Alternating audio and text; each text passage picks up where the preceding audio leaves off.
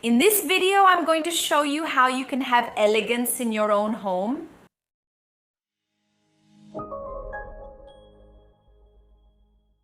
Hi, how are you? Welcome to the Etiquette and Protocol channel. I'm Juliana Santiago, etiquette teacher and co-founder of the Etiquette and Protocol Institute, the IEP. And in this video, I'm going to show you how you can be more elegant in your home, in your household, with the people who live with you. Remember that here on the channel, I always talk about elegance related to good behavior, having good manners, being empathetic, and respecting others. But of course, there are some changes and some factors you can have in your home that will make you a more elegant person, right? It's a combination of your appearance and the way you behave. So now let's check out what to do to be more elegant at home. The first point is to have a self-care routine. Many people believe that taking care of yourself is something you should only do when you're going out. So they put on a little makeup or even have a skincare routine only when they're going out, when they're going to be seen by other people. But having this self-care routine will make all the difference. So always take care of yourself, put on some body lotion, have a skincare routine. Because feeling good in your own home will make all the difference for you to feel comfortable, safe, and to show that elegance to everyone who lives there with you or who lives close to you. Your neighbors, the people around your condo community, you'll be able to convey that as well. The second topic is keeping your house organized. There's no way we can talk about elegance without talking about organization.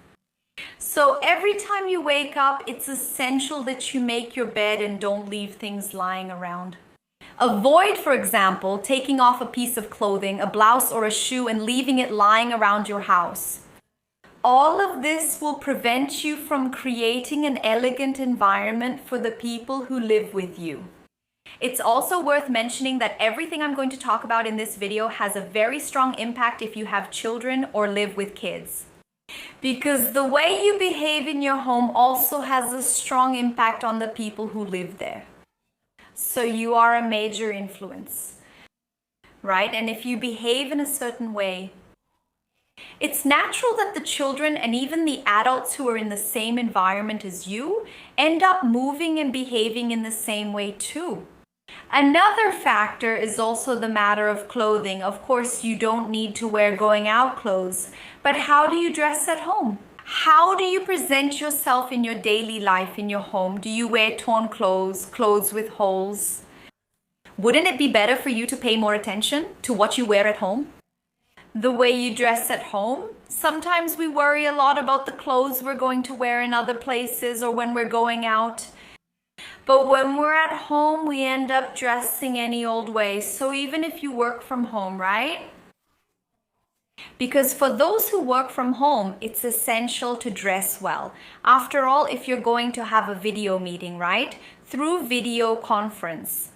If you're not dressed appropriately, it's not good. But even if you're just staying inside your house without seeing anyone, having this routine of changing your clothes, wearing something comfortable but that is also associated with a more elegant image will make you feel good and help you build a more elegant lifestyle as well.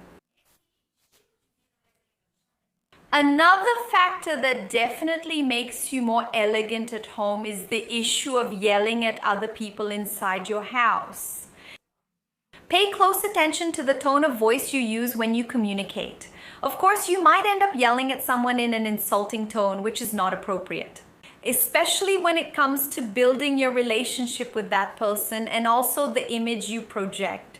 Because it's not just your relationship with that person you argue and yell at that will be affected, but also if other people hear you yelling, it's not good for your image. But there are many people who are used to yelling. For example, they're in the bedroom and want to talk to someone in the kitchen, so they start yelling, calling the person like, Juliana Santiago, come here. Maria, come here. So avoid yelling between rooms too, even just to call someone. Sometimes you're calling with the best intentions, so paying attention to the tone of voice you use to communicate and interact in your home also makes all the difference for creating a more elegant atmosphere. And it's important for us to notice that everything I'm talking about here might seem silly or just a few details, but these are details that if you do them every day, even in your own home, they end up becoming your lifestyle. And who wouldn't want to have a lifestyle with better behavior, better practices, and a better reflection of who you are? Because everything you want to change related to your attitudes and your behavior starts inside your home, inside your household. Now I want to know what you think about this video. Leave a comment below and don't forget to subscribe to the channel. Many people watch the videos here and are not subscribed. Subscribe, like this video, because it really helps this video reach other people. And of course, don't forget to follow me on social media, Etiquette Protocolo, especially on Instagram, where every day I put up a question box so we can answer questions and chat there. So our conversation continues there, okay? I'll be waiting for you. Another issue also related to tone of voice is the way and the tone you use when talking on the phone. There are many people who speak very loudly on the phone, sometimes send voice messages in a very loud tone, and it's essential for you to pay attention to the way you usually communicate on the phone, even inside your own home. Your neighbor might end up hearing, and other people in your house might also end up getting bothered by your tone of voice. And this creates a habit of always having a very loud tone of voice. You get used to projecting your voice louder, which isn't ideal. I've seen people talking on the phone, for example, on the street, and you're inside your apartment in a multi-story building, right? There's a distance of several meters, and you can still tell, wow, I know that's João. He's the one talking. It's important for you to notice this because it won't bring those more elegant qualities that we're looking for in this video. And I gave the example of talking on the phone as it relates to neighbors, but it's also important for you to notice if you're bothering your neighbors. For example, when you push a chair, does it make a lot of noise? Wouldn't it be a good idea to put those protectors on the ends of the chair? Are your kids also running around a lot? This causes a lot of annoying noise for your neighbor, especially for those who live in apartments. Another issue for people who live in apartments is wearing high heels. So, if you know that your heels make noise when you walk, wouldn't it be better to put them on only when you're leaving? Pay attention to this, because depending on how the building was constructed, there might be differences between one floor and another, okay? Because this can vary a lot. The noise can transfer more or less, so it's important for you to pay attention to that. Another thing that also helps you have more elegant habits at home is setting the table. I know it might seem a bit simple, but just the act of using a placemat, the plate, the cutlery placed in the right way, all of this will give you a better experience. When eating a certain food, many people in their daily rush don't even practice this self-care, like using a placemat and arranging the items. I'm sure that your experience, even if you're alone, when you set the table, it makes all the difference during the meal. And when we talk about sharing mealtime with other people who live in that home, that makes it something essential because you can build a relationship with those people. You can develop a connection. You can talk with the others. It's impossible to be at the table with someone and end up not talking to them, right? Naturally, the conversation comes up, it flows, and this really helps to create good habits within the home. But regardless of whether you're going to share the table with others or even if you're alone, don't stop setting the table to eat because this makes a big difference, even for your well-being. Still talking about mealtime, it's inevitable for us to talk about table manners. Of course, setting the table is a very positive thing, but also knowing good table manners automatically makes you a more elegant person. Many people think that good table manners should only be used at parties or events, but that's not true. Ideally, you should cultivate this at home, practice it daily, and really make good table manners a habit. Don't forget to hold your fork the right way, your knife the right way. Don't stop doing this in your daily life. In fact, if you still don't know or aren't sure if you behave the right way, At the table, I recommend that you take the table etiquette training at the Institute of Etiquette and Protocol.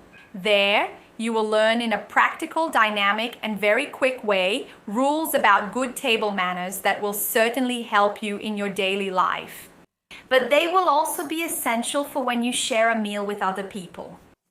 And don't forget, table etiquette isn't just for you to use occasionally. You have to use it every day, so it becomes something ingrained in you, like brushing your teeth. I can't eat and not brush my teeth right after, So it really becomes something automatic. And if you haven't taken any training at our school, there's good news. By using the promo code YouTube, you can get a special discount.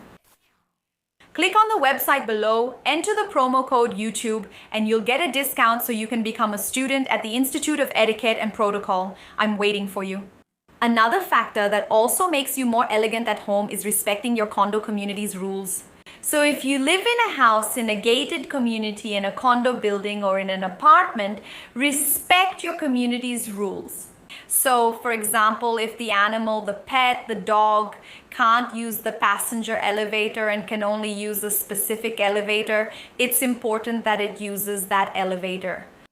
If the dog can't use the building's recreation area, then it can't use the leisure area. Every condominium has its own rules, right? According to what is established in that condo association's bylaws.